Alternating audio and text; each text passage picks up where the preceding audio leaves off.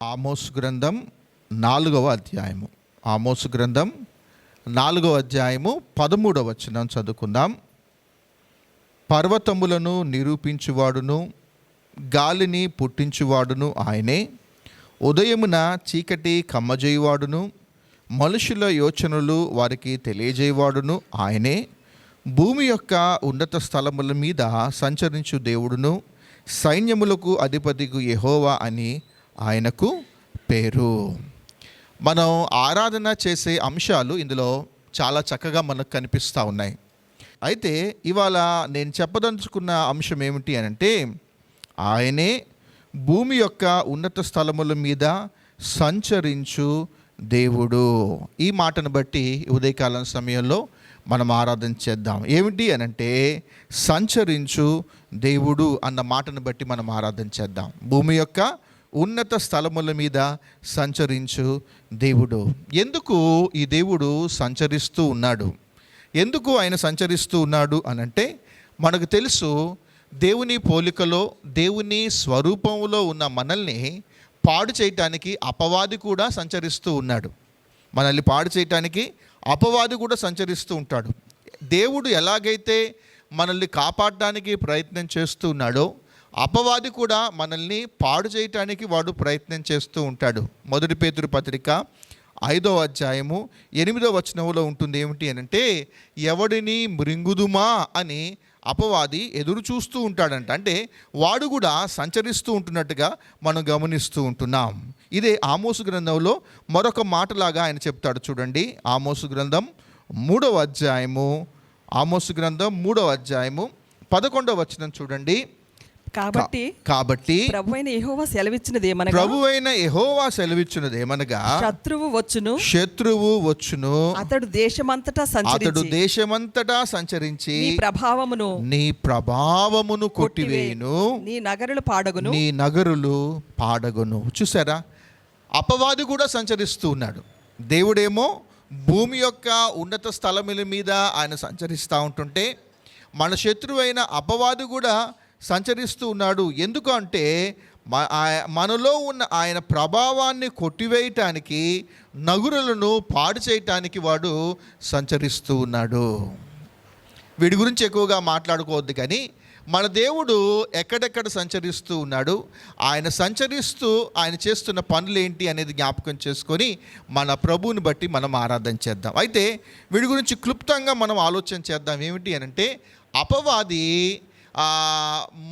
ఏమైనా చూసాం, మన ప్రభావములు కొట్టివేయటానికి వాడు సంచరిస్తూ ఉన్నాడు అని చెప్పాం కదా, మనల్ని పాడు చేయటానికి వాడు సంచరిస్తూ ఉన్నాడు కదా.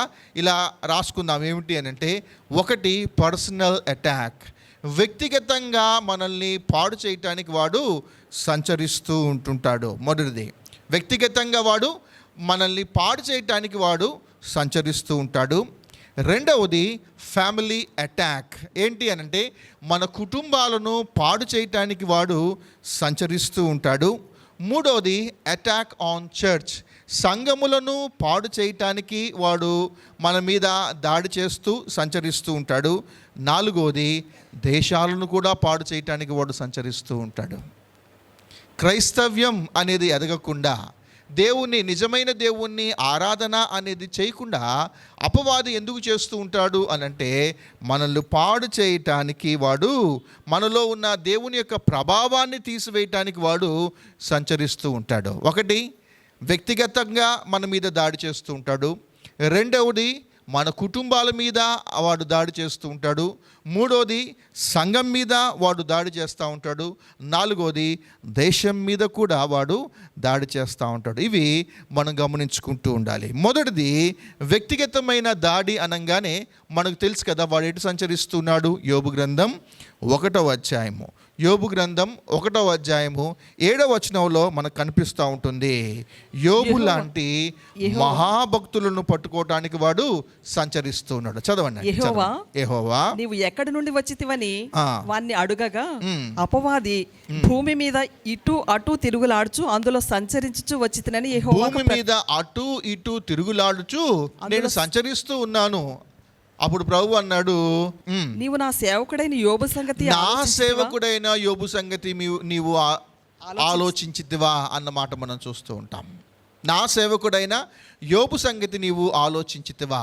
ఇప్పుడు పర్సనల్ అటాక్, వ్యక్తిగతమైన దాడి దగ్గరకు వచ్చేసరికి ఏం చేస్తూ ఉంటాడంటే అపవాది తన భక్తులు, తన సేవకులు ఎవరైతే ఉంటారో వాళ్ళను పాడు చేయటానికి, వాళ్ళ సాక్ష్యాన్ని పాడు చేయటానికి వాడు సంచరిస్తూ ఉంటాడు. అలానే చూడండి జకరియా గ్రంథం 3వ అధ్యాయము, జకరియా గ్రంథం 3వ అధ్యాయము 1వ వచనం, 778వ పేజీ. మరియు యెహోవా దూత ఎదుట ప్రధాన యాజకుడైన యెహోషువ నిలవబడుటయు, సాతాను ఫిర్యాది అయి అతని కుడి పార్శ్వంలో నిలవబడుటయు అతడు నాకు కనపరిచెను. చూడండి, వాడు దేని కొరకు సంచరిస్తూ ఉన్నాడు అనంటే తన పిల్లల మీద ఫిర్యాదు చేయటానికి వాడు సంచరిస్తూ ఉన్నాడు.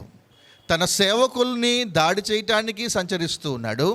తన పిల్లల మీద ఫిర్యాదు చేయటానికి, ఇతడు ఇక్కడ దొరికాడు, ఇతడు ఇక్కడ దొరికాడు, ఇతడు ఈ శోధనలో పడ్డాడు కాబట్టి నువ్వు ప్రాణం పెట్టి రక్షించుకున్నావు కదా, నువ్వు ప్రాణం పెట్టి వాళ్ళని రక్షించుకున్నావు, వాళ్ళని విమోచించావు, వాళ్ళ మీద నువ్వు ఇంత ప్రేమ చూపుతున్నావు కదా, కానీ నువ్వు ప్రేమ చూపుతున్నప్పటికీ కూడా నిన్ను ప్రేమించకుండా వాళ్ళ ఇష్టానుసారంగా ఇలా జీవిస్తున్నారు అని చెప్పడం కొరకు వాడు ఏం చేస్తున్నాడు, ఫిర్యాదు చేయటానికి వాడు అటూ ఇటూ సంచరిస్తూ ఉన్నాడంట.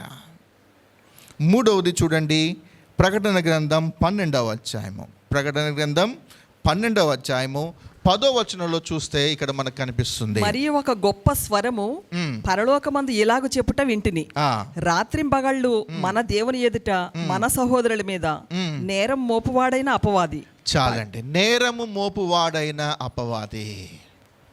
ఈ 3 వచనాలు చూస్తూ ఉంటుంటే మనకేం కనిపిస్తుంది అని అంటే వ్యక్తిగతమైన దాడి కనిపిస్తుంటుంది, మన కుటుంబాల మీద దాడి కనిపిస్తూ ఉంటుంది, సంఘం మీద దాడి అనేది కనిపిస్తుంది. ఎక్కడైతే ఒక దేశంలో దేవుని ప్రజలు విస్తరిస్తూ ఉంటున్నారో అక్కడ ఆ దేశం మీద కూడా దాడి అనేది కనిపిస్తూ ఉంటుంది. ఒకసారి పిల్ల వెంకరత్నం గారే ఒక ఫ్యామిలీ రిట్రీట్లో చెప్పారు, బహుశా మన దగ్గర చెప్పినట్టున్నారు. ఒక వ్యక్తి ఫ్లైట్లో కూర్చున్నారంట, కూర్చొని పక్కన ఆయన ఇలా చూస్తే, పక్కన కూర్చున్న వ్యక్తిని చూస్తే ఆయన మనసులో ప్రార్థన చేసుకుంటూ ఉన్నాడంట. ఎంతసేపు చూసినా కూడా మనసులో పెదాలు కదుపుతూ ఉండటం, ప్రార్థన చేయటం గమనిస్తూ ఉంటున్నప్పుడు, సార్ మీరు ఎక్కడికి వెళ్తూ ఉంటారు, మీరు ఏ చర్చ్కి వెళ్తూ ఉంటారు, మీరు క్రిస్టియనా అని అంటాడు. అంటే నేను క్రిస్టియన్ కాదు అని అన్నాడంట. మరి ఏంటి మీరు ప్రార్థన చేస్తూ ఉన్నారు అని అంటే ఆ వ్యక్తి చెప్పాడంట, దేశంలో క్రైస్తవులు పెరిగిపోతూ ఉన్నారు. నేను ఎవరి గురించి ప్రార్థన చేస్తానో తెలుసా, క్రైస్తవుల కుటుంబాలు నాశనం అయిపోవాలని నేను ప్రార్థన చేస్తున్నాను, నేను సాటనిక్ చర్చ్ మెంబర్ అన్నాడంట. భారతదేశంలో కొన్ని మెట్రోపాలిటన్ సిటీస్లలో సాటనిక్ చర్చెస్ ఉన్నాయి ఇప్పటికీ. వాళ్ళు చేసే పని ఏమిటి అని అంటే క్రైస్తవ్యం అనేది ఎదగకూడదు, ప్రాముఖ్యంగా క్రైస్తవ కుటుంబాలు అనేవి విస్తరించకూడదు. క్రైస్తవ కుటుంబాలు విస్తరించడం ద్వారా ఏం జరుగుతుంది అని అంటే దేవుని నామానికి మహిమ వెళ్తుంది, ఆయన రాజ్య వ్యాప్తి అనేది జరుగుతుంది. కనుక ఇప్పుడు అపవాది ఎందుకు సంచరిస్తూ ఉన్నాడు అని అంటే ఈ 4 గంటల దాడి, వ్యక్తిగతమైన దాడి, కుటుంబాల మీద దాడి, సంఘం మీద దాడి, దేశం మీద కూడా వాడు దాడి చేయటానికి వాడు సంచరిస్తూ ఉన్నాడు. వీరి గురించి ఇంత తక్కువగా మనం మాట్లాడుకుందాం. కానీ మన దేవుడు ఎక్కడ సంచరిస్తూ ఉన్నాడు అనంటే చూసాం కదా, మన మూల వచనం ఆమోసు గ్రంథం 4వ అధ్యాయము 13వ వచనంలో మనకు కనిపిస్తూ ఉంటుంది, ఆయన పర్వతములను నిరూపించువాడును, ఆయన వద్దండి భూమి యొక్క ఉన్నత స్థలముని మీద సంచరించు దేవుడు. ఇలా ఆరాధన చేద్దాం. మన దేవుడు ఎవరు అని అంటే భూమి యొక్క ఉన్నత స్థలముల మీద సంచరిస్తూ ఉన్న దేవుడు. భూమి మీద ఆయన ఎక్కడ సంచరించాడు, భూమి మీదకు తాను ఎందుకు వచ్చాడు అని అంటే ఆదికాండము 3వ అధ్యాయము 1వ వచనంలో మనకు కనిపిస్తూ ఉంటుంది. ఏమిటి అని అంటే ప్రతిరోజు సాయంకాలమున అతడు ఆదాము హవ్వల దగ్గరకు ఆయన వస్తూ ఉండేవాడు. ఎందుకు వస్తూ ఉండేవాడు అని అంటే సహవాసము చేయటానికి ఆయన వస్తూ ఉండేవాడు. ఇప్పుడు ఈ దేవుడు ఎందుకు భూమి యొక్క ఉన్నత స్థలముల మీద సంచరిస్తూ ఉన్నాడు, ఎందుకు ఈ దేవుడు ఏదైనా తోటకు వచ్చి హవ్వ ఆదాములతో ఎందుకు వాళ్ళతో సహవాసం చేయటానికి ఆయన వస్తూ ఉన్నాడు, ఎందుకు సంచరిస్తూ ఉన్నాడు అని అంటే ఒకటే రీజన్, మనతో సహవాసం చేయటం అంటే దేవునికి బాగా ఇష్టం. దేవుడు చేసిన ఈ బ్రహ్మాండమైన సృష్టిలో చాలా ఉన్నాయి. దేవదూతలు ఉన్నారు, జంతువులు ఉన్నాయి, పక్షులు ఉన్నాయి, ఇంకా చాలా సృష్టి ఉన్నప్పటికీ కూడా భూమి యొక్క ఉన్నత స్థలముల మీద, భూమి మీద ఆయన సంచరించడానికి గల మొదటి కారణం ఏమిటి అని అంటే దేవునికి ఆయన పిల్లలంటే చాలా ఇష్టం. మనము ఆయన పోలికలో, ఆయన స్వరూపంలో మనం చేయబడ్డాం గనుక, అంత మాత్రమే కాదు ఆయన ప్రభావంలో మనం ఉన్నాము గనుక మనతో సహవాసం చేయటం అంటే దేవునికి చాలా చాలా ఇష్టం. బాధాకరమైన విషయం ఏంటి అని అంటే చాలామందికి ఆయనతో సహవాసం చేయటం అంటే ఇష్టం ఉండదు. ఆయనకు మనతో సహవాసం చేయటం అంటే ఇష్టం, కానీ మనకు ఆయనతో సహవాసం చేయటము అని అంటే ఇష్టము ఉండదు. ఎందుకు? ఆయన భూమి మీద ఉన్నత స్థలముల మీద ఆయన సంచరిస్తూ ఉన్నాడు. ఎందుకు ఆదాము అవ్వల దగ్గరకు వచ్చి ఆయన సంచరిస్తున్నాడు? ఆయన మనసులో ఉన్న ఆలోచన ఏమిటి అని అంటే చూడండి, ఇదొక వచనం కూడా మనకు కనిపిస్తుంటుంది. కొరింథీయులకు రాసిన రెండవ పత్రిక, కొరింథీయులకు రాసిన రెండవ పత్రిక 6వ అధ్యాయం చూడండి. 6వ అధ్యాయము. ఆయనకేమి ఇష్టం?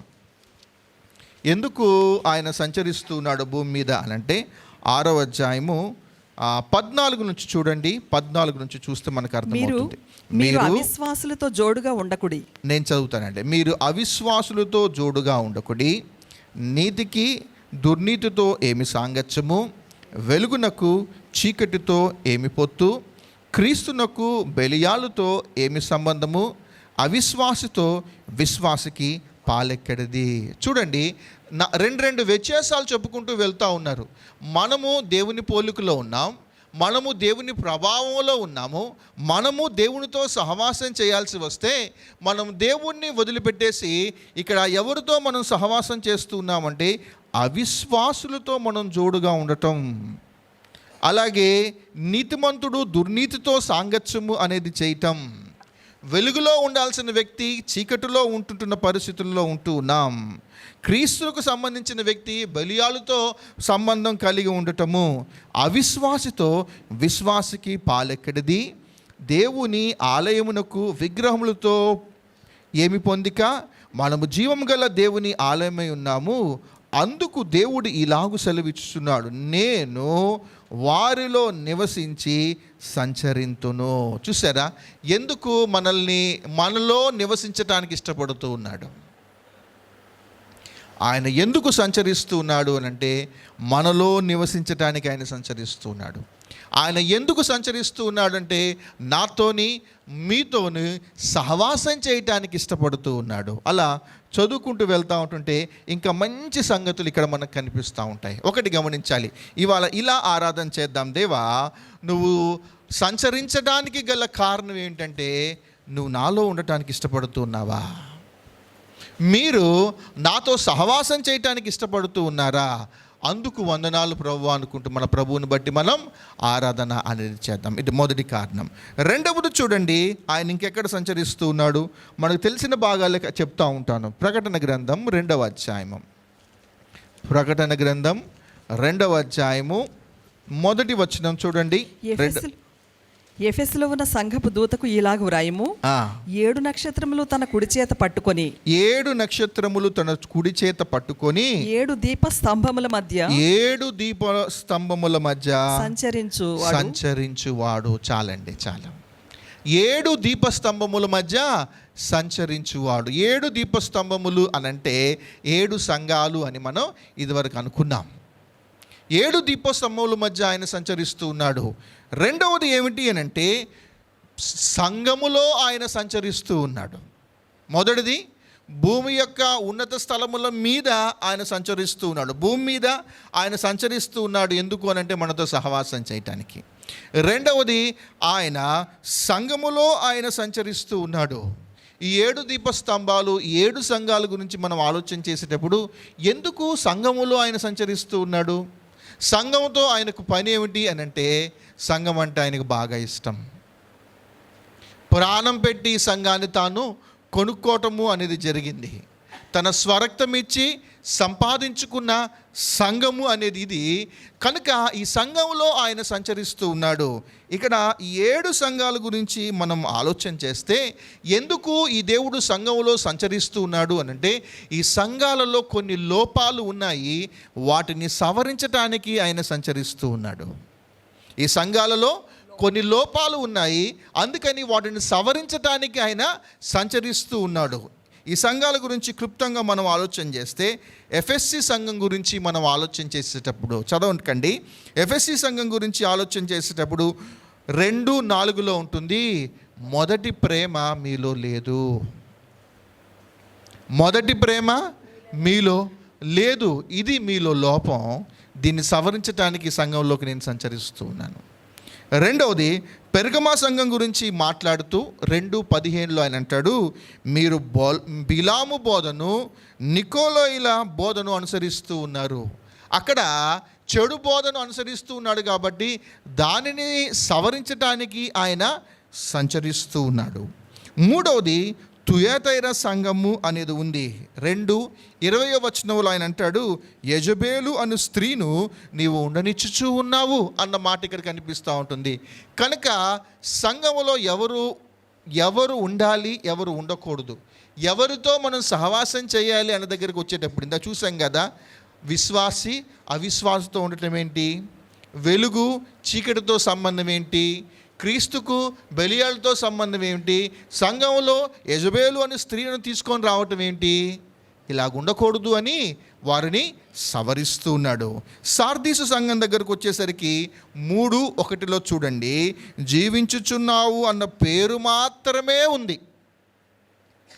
నువ్వు జస్ట్ ఏదో ఆక్సిజన్ పట్టుకొని ఐసీయూలో ఉంటారు చూసారా, అలాగే ఉంటున్నారు, కానీ మీలో నిజంగా జీవము అనేది ప్రవహించటం లేదు. ఆ సంఘాన్ని సవరించడానికి సంఘంలో ఆయన సంచరిస్తూ ఉన్నాడు. మరొక సంఘం ఉంది, లవొదికీయ సంఘం. నువ్వు చల్లగైనా ఉండు, లేకపోతే వెచ్చగైనా ఉండు, నులివెచ్చనితనం వద్దు అనుకుంటూ ఈ ఎఫెస్సి, పెర్గమా, తుయతైరా, సార్దీసు, లవొదికీయ అనే సంఘాలలో ఆయన సంచరించడానికి గల కారణం ఏమిటి అని అంటే, వారిలో కొన్ని లోపాలు ఉన్నాయి, వాటిని సవరిస్తూ ఉన్నాడు.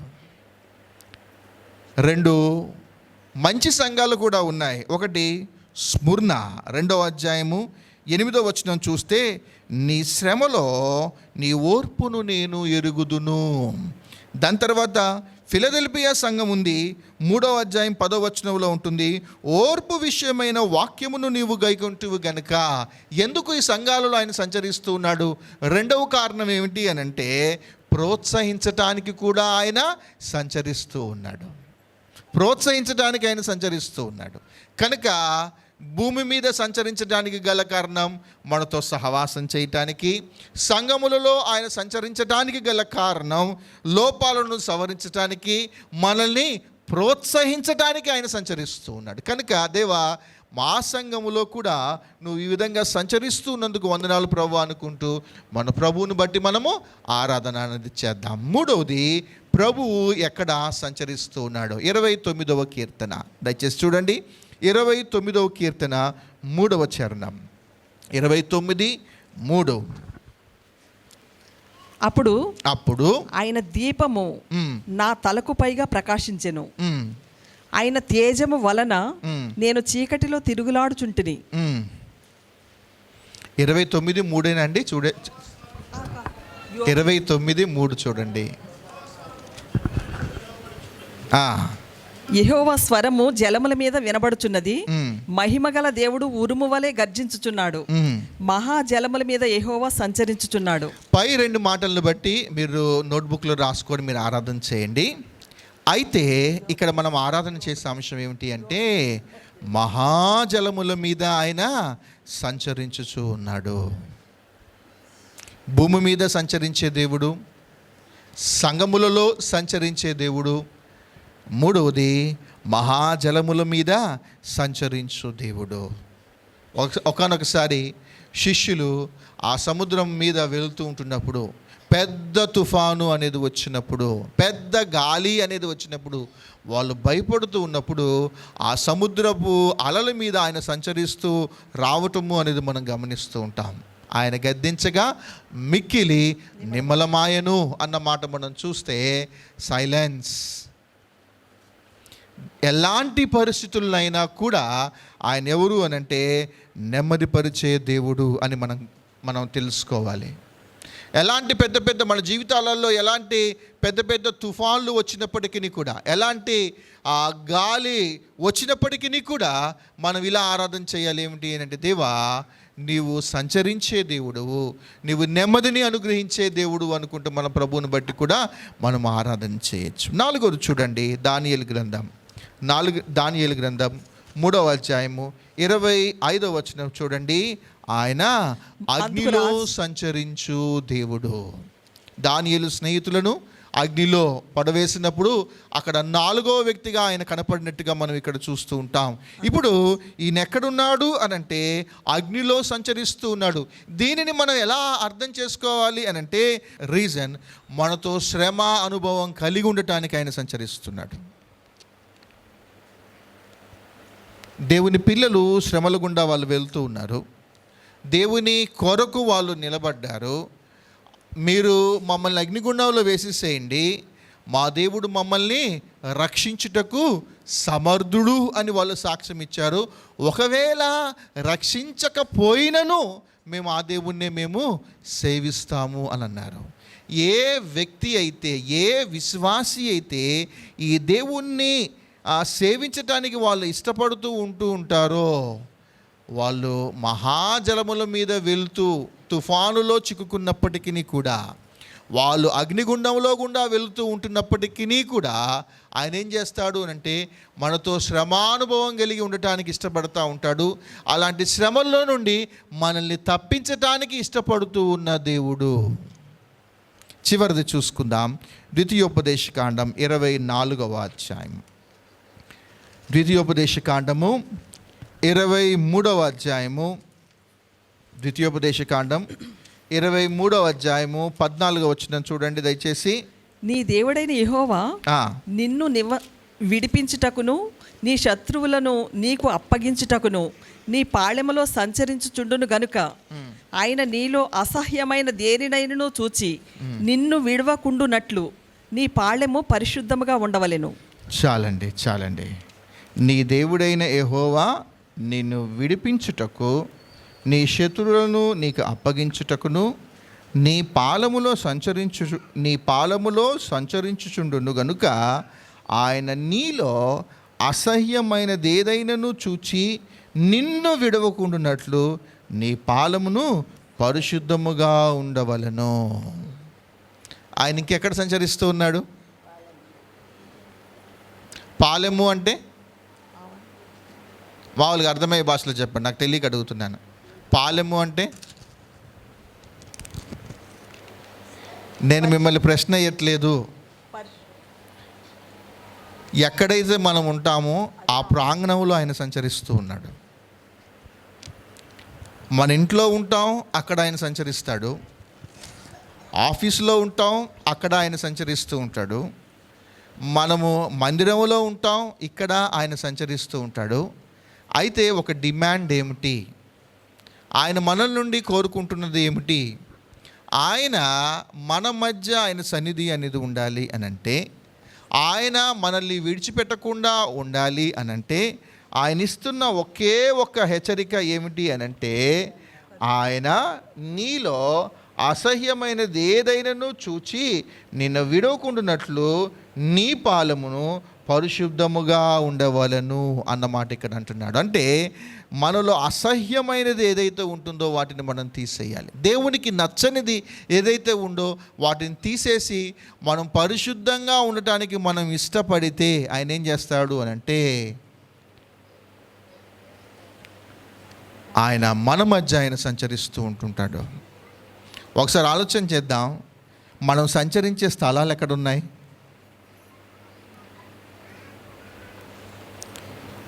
మనం సంచరిస్తున్న స్థలాలు పరిశుద్ధమైన స్థలాలేనా?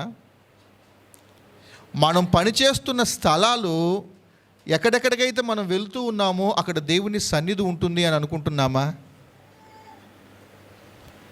జాగ్రత్త, అక్కడ ఒక హెచ్చరిక కూడా ఉంది. ఏమిటంటే దేవుడు నిన్ను విడిచిపెట్టకుండా ఉండు నిమిత్తము, వ్యక్తిగతంగా నిన్ను విడిచిపెట్టినా, దేవుడు మన కుటుంబాన్ని విడిచిపెట్టినా, దేవుడు లేని స్థలం ఒకటే ఏమిటి అని అంటే అది నిత్య నరకం.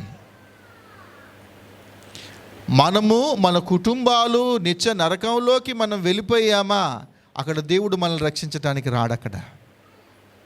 కనుక గమనించండి, దేవునికి అసహ్యమైనది ఏదైనా ఉంది అని అంటే దాని దగ్గరకు, ఆ స్థలాల దగ్గరకు మనం వెళ్ళకూడదు. అపరిశుద్ధమైనది ఏదైనా ఉంటే దానిని దూరపరుచుకొని మనం పరిశుద్ధంగా ఉండటానికి మనం ప్రయత్నం చేస్తే ఆయన ఏం చేస్తాడు అనంటే, మనం అగ్నిగుండంలో ఉన్నప్పటికీ కూడా, మనం జలాల మీద మనం వెళుతూ ఉంటున్నప్పటికీ కూడా ఆయన సంచరిస్తూ మనల్ని కాపాడటానికి ఆయన ఇష్టపడే దేవుడు అని మనం జ్ఞాపకం చేసుకుంటూ మన ప్రభువుని బట్టి మనం ఆరాధన చేద్దాం. ఆయన భూమి మీద సంచరించాడు. ఆయన 33 సంవత్సరాలు ఈ భూమి మీద సంచరించాడు. ఆయన మానవులందరితో ఆయన సహవాసం చేయటానికి ఆయన ఇష్టపడ్డాడు. ఈ భూమి మీద సంచరించిన దేవుడు సిలువలో మన కొరకు ప్రాణం పెట్టాడు. ఆయన మనల్ని విమోచించినందుకు మన జీవితంలో ఆయన చేసిన రక్షణ కార్యాన్ని కూడా జ్ఞాపకం చేసుకుంటూ ఈ ఉదయకాలం సమయంలో మన ప్రభువుని బట్టి మనం ఆరాధన చేద్దాం. మొదటిది, ఆయన భూమి యొక్క ఉన్నత స్థలముల మీద సంచరించే దేవుడు. రెండవది, సంఘములలో ఆయన సంచరించే దేవుడు. సంఘములో ఎందుకు సంచరిస్తున్నాడని చెప్పాను, 2 పాయింట్స్ చెప్పాను. ఒకటి సంఘములో ఉన్న లోపాలను సవరించటానికి ఆయన సంచరిస్తూ ఉన్నాడు. రెండవది, సంఘాన్ని ప్రోత్సహించటానికి ఆయన సంచరిస్తూ ఉన్నాడు. మూడవది, మహాజలముల మీద సంచరించే దేవుడు. నాలుగవది, అగ్నిలో సంచరించే దేవుడు. ఐదవది, మనముంటున్న స్థలాలలో, పాలములలో సంచరించే దేవుడు. ఆయన మనల్ని విడిచిపెట్టకుండా ఉండాలి అని అంటే అసహ్యమైనది ఏదో అది దూరపరుచుకోవాలి. మనల్ని మనం పరిశుద్ధపరచుకోవటానికి మనం ఇష్టపడాలి. దయచేసి కళ్ళు మూసుకోండి, ఆరాధన చేసుకుందాం.